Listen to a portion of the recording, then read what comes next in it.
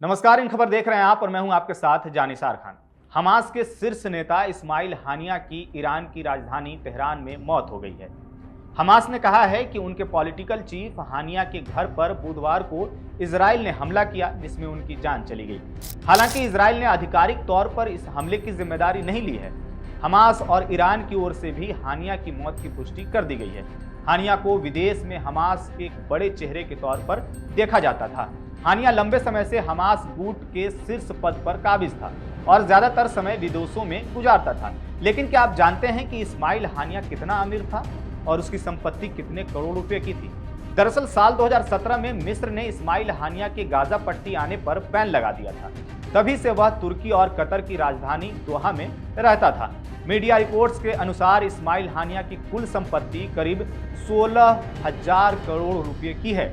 दोहा में उसका एक पेंट हाउस है जिसमें 5 स्टार होटल जैसी लग्जरी सुविधाएं उपलब्ध हैं और इसके साथ ही उसके पास 25 से ज़्यादा लग्जरी गाड़ियां और खुद का एक प्राइवेट जेट भी था।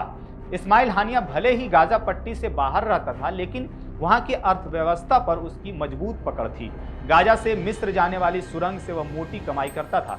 मिस्र से जो भी सामान सुरंग के जरिए इंपोर्ट किया जाता था, उस पर काफ़ी ज़्यादा टैक्स वसूला जाता था। इजरायली समाचार वेबसाइट्स के मुताबिक 2014 की एक रिपोर्ट बताती है कि हानिया और हमास के दूसरे नेता सुरंगों से होने वाले व्यापार पर 20% टैक्स लगाते थे।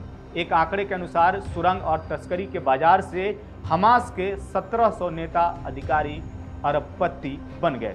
रिपोर्ट्स के अनुसार ईरान और कतर जैसे देशों से भी हमास को काफ़ी आर्थिक मदद मिलती थी। पिछले साल अमेरिकी विदेश विभाग ने बताया था कि ईरान हर साल $100 मिलियन यानी कि 837 करोड़ रुपए देकर के हमास और फिलिस्तीनी समूहों की मदद करता है।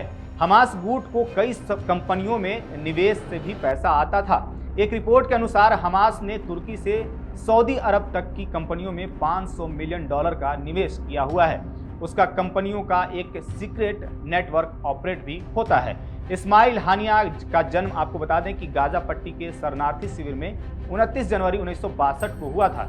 साल 1989 में गाजा इस्लामिक विश्वविद्यालय से अरबी साहित्य में उन्होंने ग्रेजुएशन की भी डिग्री हासिल की थी। विश्वविद्यालय में पढ़ाई के दौरान ही हानिया फिलिस्तीनी आतंकवादी संगठन हमास से जुड़ गया था। साल 1985-86 में मुस्लिम ब्रदरहुड की अगुवाई करने वाली छात्र परिषद के प्रमुख के तौर पर हानिया लोगों की नज़रों में उभर कर सामने आया था।